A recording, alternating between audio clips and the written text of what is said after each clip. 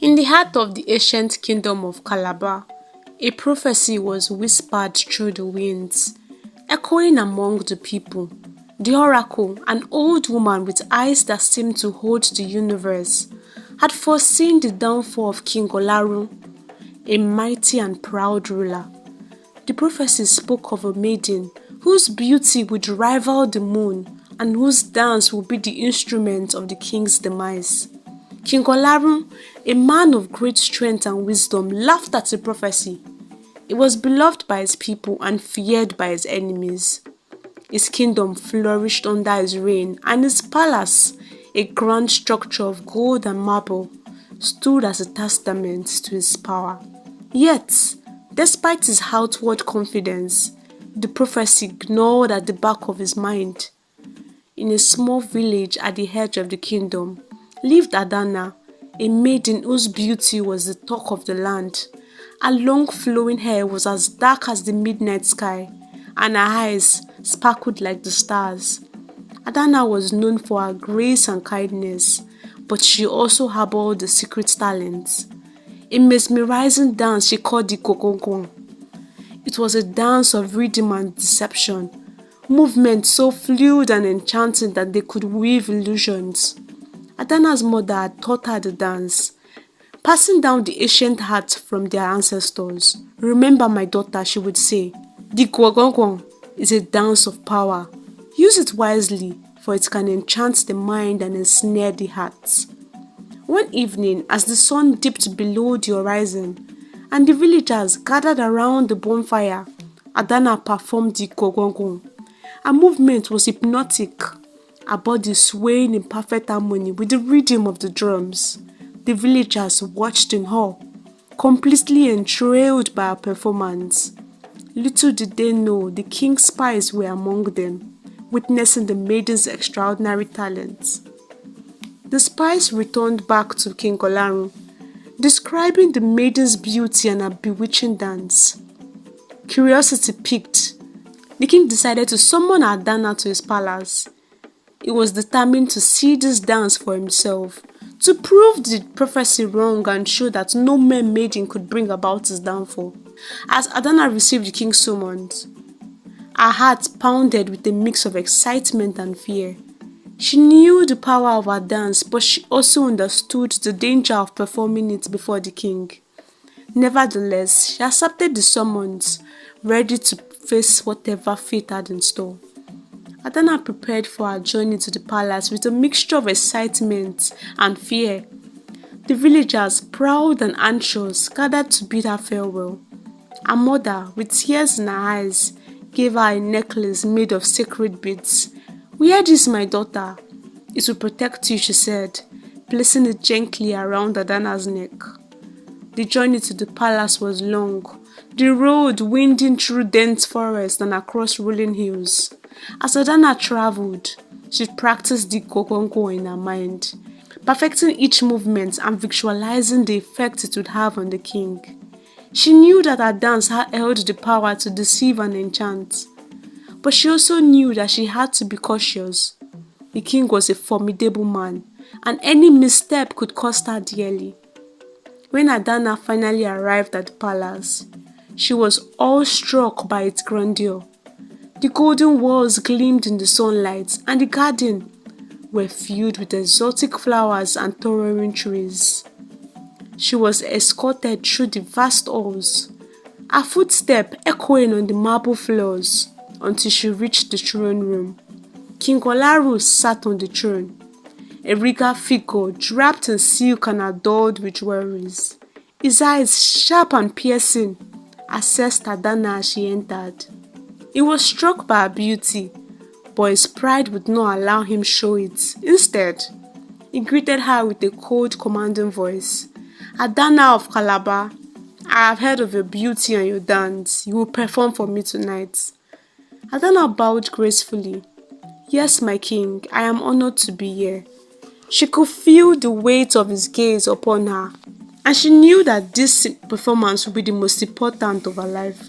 As the night fell, the throne room was filled with courtiers and nobles, all eager to see the maiden's dance. The air was thick with anticipation, and the sound of drum began to fill the room. Adana took her place in the center, her heart racing.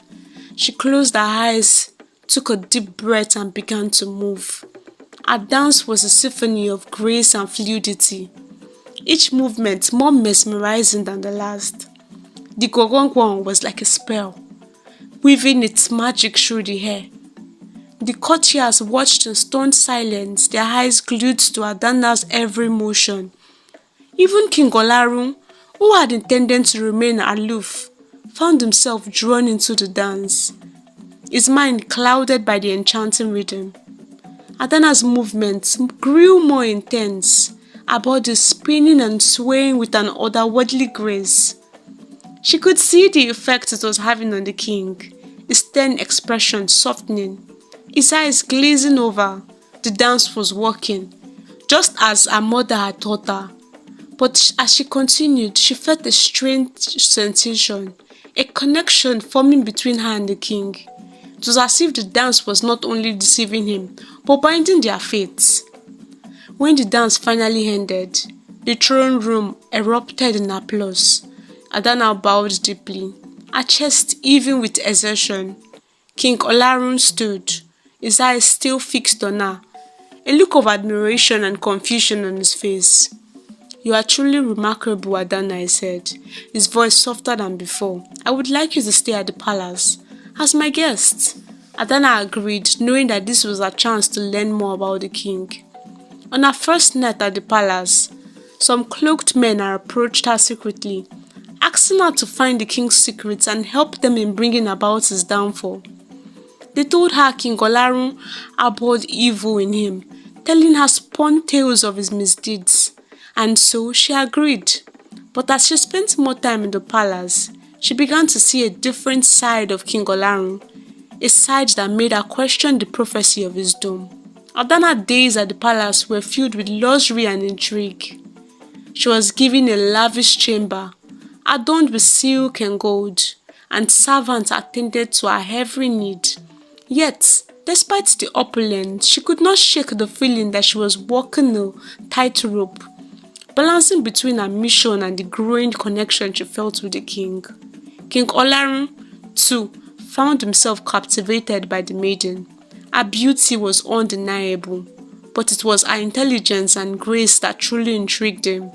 He began to seek her company, inviting her to dine with him and asking for her thoughts on matters of the kingdom. Adana, ever the diplomat, engaged him in conversation using her charm and wit to draw him closer. As the days turned into weeks, the bond between Adana and the king grew stronger. She learned about his childhood, his dreams, and his fears. She discovered that beneath his stern exterior was a man burdened by the weight of his crown, a man who longed for companionship and understanding. One evening, as they walked through the palace gardens, King Olarun confided in Adana. "The prophecy haunts me, Adana. I cannot escape it. They say that a maiden dance will be my downfall, and I fear that it may be true." Adana looked into his eyes, seeing the vulnerability hidden beneath his stock facade. "Prophecies are not set in stone, my king. They are warnings, not certainties. You have the power to shape your own destiny." The king smiled, a rare expression that lit up his face. "You are wise beyond your years, Adana. I am grateful for your counsel." He reached out, taking her hands in his. The touch sent a shiver down her spine, and for a moment she forgot her mission, lost in the warmth of his gaze. But the kingdom was not without its dissenters. In the shadows, a group of nobles plotted against the king, eager to seize power for themselves. They had heard whispers of the prophecy and saw an opportunity in Adana's presence. But they also saw the danger of her changing her mind, as rumors of a love brewing between the king and Adana spread. And so, they approached her again, reminding her of her mission. Adana listened to their proposal, her mind racing. She knew that aligning with the nobles could ensure the fulfillment of the prophecy, but it would also mean betraying the man she had come to care for. Torn between her duty and her heart, She sought guidance from her mother's teachings. The Gwo Gwo is a dance of power, her mother's voice echoed in her mind. Use it wisely, for it can enchant the mind and ensnare the heart. Determined to find a way to protect the king without betraying him, Adana devised a plan. She would use her dance to reveal the true intentions of the nobles, exposing their treachery and securing the king's trust. It was a dangerous gamble, but she was willing to risk everything for the chance to save the man she loved. The night of the grand banquet arrived, a celebration to honor the kingdom's prosperity. The palace was adorned with banners and flowers, and the air was filled with the scent of roasting meats and sweet wines. Nobles and dignitaries from across the land gathered in the grand hall, their eyes gleaming with anticipation. King Olaru, dressed in his finest robes, sat at the head of the table, his gaze constantly drifting to Adana, who was seated beside him. The atmosphere was festive, but beneath the surface, tension simmered. The conspirators were hidden among the guests, their eyes watching Adana intently, waiting for her to signal her allegiance. As the feast progressed, Adana felt the weight of her mission pressing upon her. She knew that this night would determine the kingdom's fate. The time for her dance approached, and the room grew quiet in anticipation. The king announced her performance, and the courtiers applauded, eager to see the maiden's mesmerizing movements once more. Adana stood gracefully, her heart pounding in her chest. She glanced at the king, who nodded. The musicians began to play, and the rhythm of the Gwo Gwo filled the hall. Adana's body moved with fluidity and grace, her every motion captivating the audience. But this time, there was a subtle difference in her dance. She wove symbols and gestures into her movements, ancient signs that only those trained in the art could understand. The conspirators watched closely, recognizing the signals and believing she was aligning with their cause. As she danced, Adana's eyes met with the king's, and she saw the trust and admiration in his gaze. It gave her strength, and she continued her performance with renewed determination. The dance reached its climax, and with a final powerful motion, she directed her energy towards the conspirators. The room was silent, the courtiers holding their breaths. Suddenly, one of the conspirators stood up, unable to resist the compulsion of Adana's dance. He began to speak, his voice trembling. "We have plotted against the king," he confessed, his eyes wild with fear. "We intended to use Adana's dance to bring about his downfall." Gasps and murmurs spread through the hall as the other conspirators tried to flee. Guards quickly apprehended them, and the king's expression turned from shock to understanding. He realized that Adana had not betrayed him. Instead, she had used her dance to expose the traitors. King Olaru rose from his throne, his voice commanding and strong. "You have betrayed your king and your kingdom. For this, you shall face the consequences of your action." The conspirators were led away, their fate sealed.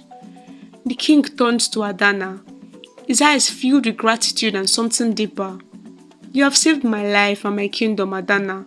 I owe you a great debt." Adana bowed, her heart racing. "I did what I felt was right, my king. I could not let treachery destroy what you have built." King Olaru took her hand, lifting her to her feet. "You are more than just a beautiful maiden, Adana. You are wise and courageous, and you have a place here in my palace, by my side if you wish." Adana's eyes filled with tears of relief and joy. She had fulfilled her mission, not by bringing about the king's downfall, but by protecting him and the kingdom she had grown to love. She nodded, accepting his offer, and the hall erupted in applause once more, celebrating not just the end of conspiracy, but the beginning of a new chapter for the kingdom. In the days that followed, the kingdom of Calaba experienced a renewed sense of peace and prosperity. King Olaru, with Adana by his side, ruled with wisdom and compassion. The people saw the change in their king, who was no longer burdened by the prophecy, but inspired by the courage and loyalty of the maiden who had saved him. Adana's presence at the palace brought a new energy as she continued to perform the Gwo Gwo, not as a tool of deception, but as a symbol of unity and strength. Her dance became a celebration of the kingdom's resilience and the power of truth and loyalty. One evening, as the sun set over the palace gardens, King Olarun took Adana's hands and led her to a secluded spot by the river. The water sparkled in the twilight, and the air was filled with songs of birds and the scent of blooming flowers. "Adana," the king said, his voice filled with emotion, "you have brought light into my life and into my kingdom. You have shown me the power of loyalty and the strength of the human spirit. I cannot imagine my life without you." Adana's heart swelled with love and gratitude. "My king, you have given me a home and a purpose. I am honored to stand by your side." King Olarun knelt before her, taking a ring from his pocket. "Adana, will you be my queen? Will you rule beside me and help me guide this kingdom into a new era of peace and prosperity?" Tears of joy filled Adana's eyes as she nodded, "Yes, my king, I will be your queen." The news of their engagement spread quickly throughout the kingdom, and the people rejoiced. The wedding was a grand celebration, filled with music, dance, and laughter. Adana's dance, the Gwo Gwo, was performed one final time, not as a dance of deception, but as a dance of love and unity. The prophecy had come true, but not in the way anyone had expected. The maiden's dance had indeed brought about a great change in the kingdom, not through the king's downfall, but through his transformation. King Olarun and Queen Adana ruled together with wisdom and compassion, and the kingdom of Calaba flourished under their reign. Thank you so much for listening to this story, guys. As the title Gwo Gwo was inspired by the actual song, which means the dance of deception. I hope you enjoyed it as much as I enjoyed making it. Please like, share, subscribe if you haven't, and don't forget to turn on your post notification to always be notified when I post a new video. And while we're waiting for my next upload, please check out my previous post. I'm sure you'll find something you like. And as always, I'll see you in my next video. Bye, besties!